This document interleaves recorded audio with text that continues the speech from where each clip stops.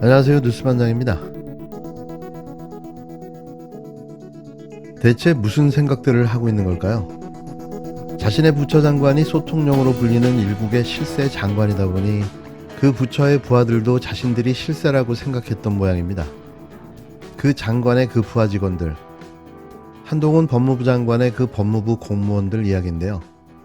역대급 태풍 흰남노가 북상하던 5일, 법무부 소속 여수 출입국 관리사무소 공무원들이 단체 술판을 벌인 것으로 확인돼 논란이 일고 있습니다. 그 시간은 엄청난 속도로 북상 중인 역대급 태풍 흰남노의 한반도 상륙을 앞두고 모두가 초긴장 상태에 있던 상황이었는데요. 마침 또 여수는 그 길목에 있던 지역입니다. 법무부에 따르면 여수 출입국 관리사무소 직원 14명은 정부의 24시간 비상대비 태세 지시가 내려진 5일 저녁 두세 시간에 걸쳐 단체 술판을 벌인 것으로 확인됐는데요. 대단합니다.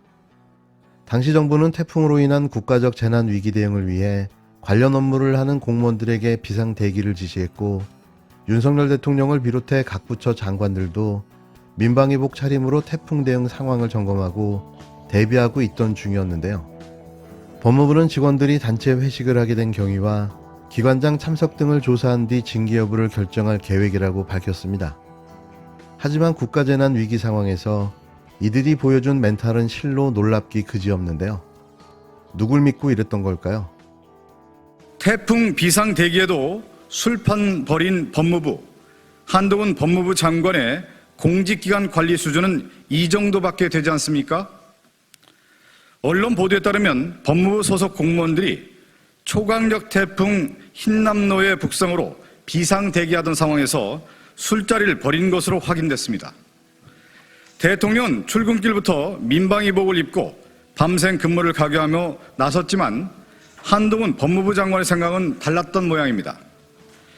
지난달 집중호우 당시 김대기 대통령 비서실장과 이상민 행정안전부 장관의 음주 사실이 드러나 국민적 손가락질을 받은 지 채 한 달도 지나지 않았습니다. 그런데 소통령으로 불리는 한동훈 법무부 장관은 법무부 공무원들에게 태풍 대비 지침을 내리지도 않은 것입니까? 아니면 법무부 공무원들이 지침을 어긴 것입니까? 연일 야당 정치 탄압의 골몰에 산하 공무원들을 제대로 관리하지 않은 것입니까? 때와 장소도 못 가리며 벌이는 술판에 국민은 허탈해하고 있습니다. 남 탓, 야당 잡기에만 골몰하다 보니 정작 해야 할 일은 손 놓고 있습니다. 철저한 내부 정비로 더는 국민께 실망을 안겨주질 않길 바라겠습니다. 이에 대해 박성준 민주당 대변인은 이날 오후 국회 소통관에서 브리핑을 열고 소통령으로 불리는 한 장관은 법무부 공무원들에게 태풍 대비 지침을 내리지 않은 건가라며 한 장관을 직격했는데요. 박 대변인은 법무부 소속 공무원들이 초강력 태풍 흰남노의 북상으로 비상대기하던 상황에서 술자리를 벌인 것으로 확인됐다며, 대통령은 출근길부터 민방위복을 입고 밤샘 근무를 각오하고 나섰지만 한 장관의 생각은 달랐던 모양이라고 꼬집었습니다. 이어 지난달 집중호우 당시 김대기 대통령 비서실장과 이상민 행정안전부 장관의 음주 사실이 드러나 국민적 손가락질을 받은 지 채 한 달도 지나지 않았다며 법무부 공무원들이 지침을 어긴 건가, 연일 야당 정치 탄압의 골몰에 산하 공무원들을 제대로 관리하지 않은 건가라고 한 장관을 질타했는데요. 박 대변인은 때와 장소도 못 가리며 벌이는 술판에 국민은 허탈해하고 있다. 남 탓, 야당 잡기에만 골몰하다 보니 정작 해야 할 일을 손 놓고 있다며 철저한 내부 정비로 더는 국민께 실망을 안겨주지 않길 바란다고 밝혔습니다. 한동훈 장관은 잘 듣고 있습니까? 술판이 웬 말입니까? 서너 달 전부터 비용을 줄이기 시작하고 있습니다. 네. 근데 후불입은 이게 나중에 이게 금리가 달라지나 봐요. 엄청 비싸게 느껴지는 후불이어서. 그건 알 수가 없어요. 왜냐하면 청구서가 어디까지 올지 아직 모르기 때문에 지금 우리가 비용을 치르는 거는 뭘 하겠다는 아무 생각이 없는 사람이 대통령으로 있는 동안 대한민국은 어떻게 견딜 수 있는가, 이거를 지금 보는 거거든요. 그러니까 이게 다 원래는 민주주의를 발전시키는 과정에서 다 겪게 되는 일들 중에 하나예요. 네. 그래서 1라운드는 박근혜 대통령 때 아무것도 안 하는 대통령 아래에서 대한민국은 어떻게 굴러왔는가. 결국은 그 5년을 못 견디고 우리가 중간에 나가게 했잖아. 이제 시즌 2가 또 왔어요. 이번에는 또 어떤 양상으로 펼쳐질지 그게 저 잠옷 궁금해지죠. 예. 윤석열 대통령은 지적인 면에서 대통령으로 보기는 좀 어려워요. 그냥 우리가 그냥 인정을 하자고요. 그거를 이렇게 인정을 하고 어떻게 하겠어요. 뽑았는데.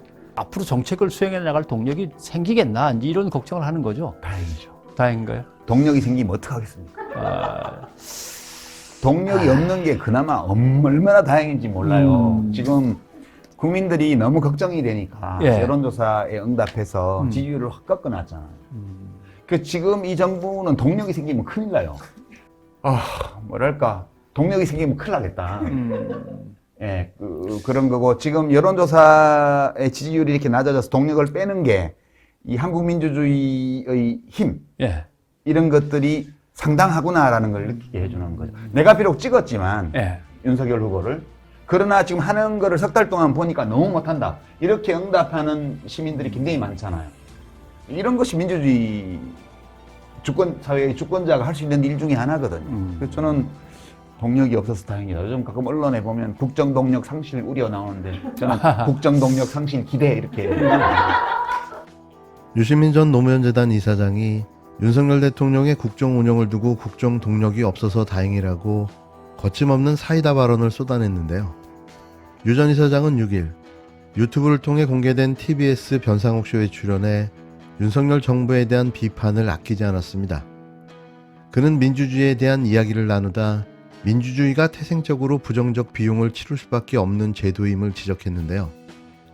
윤 대통령이 당선된 지난 대선을 겨냥해 서너 달 전부터 비용을 치르기 시작했다라며 지금 우리가 비용을 치르는 건 뭘 하겠다는 생각이 없는 사람이 대통령으로 있는 동안 대한민국은 어떻게 견뎌낼 수 있는가에 대한 것이라고 일갈했습니다. 최근 지지율 급락으로 각종 추진 정책에 대해서도 부정적 여론을 맡고 있는 윤 대통령의 국정 불안감 역시 민주주의라는 제도 안에서 유권자들인 국민이 치러야 할 비용이라고 말했는데요. 유 전 이사장은 1라운드는 박근혜 정부였다. 결국 그 5년을 못 견디고 나가게 했다라며 우리 대통령은 지적인 면에서 대통령으로 보기는 어렵다. 우리가 인정을 하자라고 꼬집었는데요. 이날 방송을 진행한 변상욱 기자가 정치가 잘못돼서 민주주의가 위기로 가고 있다. 이렇게 얘기해야 하는데 민주주의가 위기를 맞아 정치가 안 풀린다고 얘기했더라며 윤 대통령의 민주주의 인식에 의문을 제기했습니다. 윤 대통령은 지난 5월 10일 국회에서 열린 취임식 취임사에서 지성주의로 민주주의 위기를 극복하자고 말했는데요. 이날 윤 대통령은 다양한 위기가 복합적으로 인류 사회에 어두운 그림자를 드리우고 있는 것이라며 이러한 문제들을 해결해야 하는 정치는 이른바 민주주의의 위기로 인해 제 기능을 하지 못하고 있다라며 이를 초래한 가장 큰 원인으로 반지성주의를 꼽았습니다. 유 전 이사장은 윤 대통령의 이러한 민주주의 인식과 관련해 지적인 면에서 의문을 제기하며 시즌2가 왔다.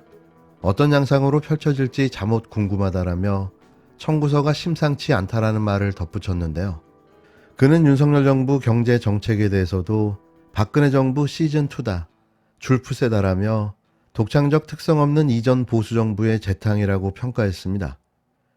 유 전 이사장은 법질서를 세운다고 하면서 자신들 마음대로 법을 휘두르고 세금을 줄인다면서 부자들 세금을 덜어주고 규제는 완화한다. 그러면서 120시간 일하게 한다는 식으로 이거를 마음대로 할 수 있게 해주면 한국은 망하는 것이라고 말했는데요. 이어 사회의 각 분야 시민들이 각자 자기 자리에서 견뎌내면 큰 손실 입지 않고 5년을 건너간다. 해봐야 한다며 현 정부 5년이 한국 민주주의의 시험대가 되리라는 진단을 내놨습니다. 이에 변 기자가 윤석열 정부의 정책 수행 동력에 대해 우려를 드러내자 유 이사장은 농담처럼 다행이다. 동력이 생기면 어떡하겠나. 동력이 없는 게 그나마 얼마나 다행인가라고 촌철살인했는데요. 유 전 이사장은 국민들이 걱정되니까 여론조사에 지지율을 크게 떨어뜨렸다라며 대선 때 2번을 찍고도 현 정부 정책을 지지하지 않는 계층을 언급한 뒤 이런 일은 민주주의의 주권자가 할 수 있는 일 중에 하나이고 현 정부에 대한 유권자의 견제가 작동하고 있다고 평가했습니다. 역시 시대의 지성인 유시민. 매번 드는 생각이지만 어려운 현재 상황을 이렇게 잘 풀어서 설명해주는 사람도 없을 겁니다. 그의 말처럼 각자 자기 자리에서 잘 견뎌내야 할 텐데요. 그 전에 탄핵이 되지 않을까 싶습니다. 불과 3개월 만에 이게 나라냐라는 말이 나오는데요. 5년 임기를 다 채울 수나 있을까요? 그렇게는 힘들어 보입니다. 현명한 대한민국 국민들이 가만 놔두지 않을 테니 말이죠.